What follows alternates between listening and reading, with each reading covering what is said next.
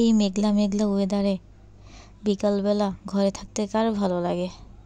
তাই সেদিন চলে গিয়েছিলাম যমুনা ফিউচার পার্কে। আপনারা অবশ্য আমার থাম্বনেল দেখে বুঝে গিয়েছেন আমি কোথায় গিয়েছিলাম। হ্যালো এভরিওয়ান, আসসালামু আলাইকুম। আশা করি সবাই ভালো আছেন। সেদিন শুক্রবার গিয়েছিলাম যমুনা ফিউচার পার্কে আমার ছোট ছোট ভাগ্নাদেরকে নিয়ে। মূলত ওরা কিছু কেনাকাটা করবে বলল, ওদেরকে ঘুরিয়ে ঘুরিয়ে দেখালাম। এরপর আমি ওদেরকে ইনসিস্ট করতেছিলাম যে চলো ফার্স্টে আড়ংয়ে চলো, কিন্তু না, ওরা ফার্স্টেই ডিআইওয়াইতে যাবে কিছু স্টেশনারি আইটেম কিনতে। কিন্তু আমি জোর করে আড়ংয়ে নিয়ে গেলাম। আড়ংয়ে নিয়ে কিছু ছোট ছোট কিউট মোমের কালেকশন ছিল, ওগুলো দেখালাম। দেন আমি আবার জুয়েলারি বক্স দেখতেছিলাম প্রাইস কেমন। এখান থেকে আবার বের হয়ে ডিআইওয়াইয়ের বেসমেন্টে চলে গেলাম। ওইখানে গিয়ে দেখি যে এত মানুষ আর এত ভিড়।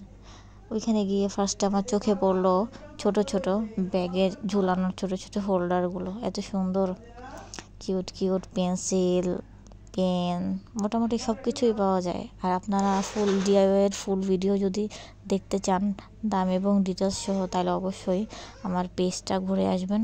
ওইখানে দেওয়া আছে ডিআইওয়াই এর ফুল ভিডিও প্রাইস সহ। যাই হোক, এখন ও হচ্ছে আমার বড় বোনের মেয়ে ফারওয়া। ও চাচ্ছিল যে আজকে যাতে আমি ওকে অবশ্যই ব্লগের মধ্যে রাখি। ও আমাকে খুব বলতেছিল যে তুমি আমাকে ভিডিও করবা, আমাকে দেখাবা। তাই ওর আবদারটা পূরণ করলাম আর কি। আমিও কিউট কিছু জিনিস দেখলাম, আমার মোটামুটি ভালোই লাগলো। কিছু জিনিস কিনেও নেওয়া হয়েছে। আর সে তো খুব কনফিউজড ছিল কোনটা রেখে কোনটা কিনবে। আমি চুজ করে দিলাম আর কি। দেন খেলনা সেকশনে চলে গিয়ে তখন তোর মাথাটা পুরাই ঘুরে গেছে যে কোনটা রেখে কোনটা কিনবে আর কি। যাক, অ্যাটলিস্ট কেনা হয়েছে আর কি খেলনা কিছু। এরপর আমার পার্স দরকার ছিল, আমি নবরূপায় চলে আসলাম। কিন্তু নবরূপাতে এসে আমি যেই টাইপের পার্সগুলো ভাবছিলাম যে কিনবো, কিন্তু ওই টাইপেরগুলো পাচ্ছিলাম না।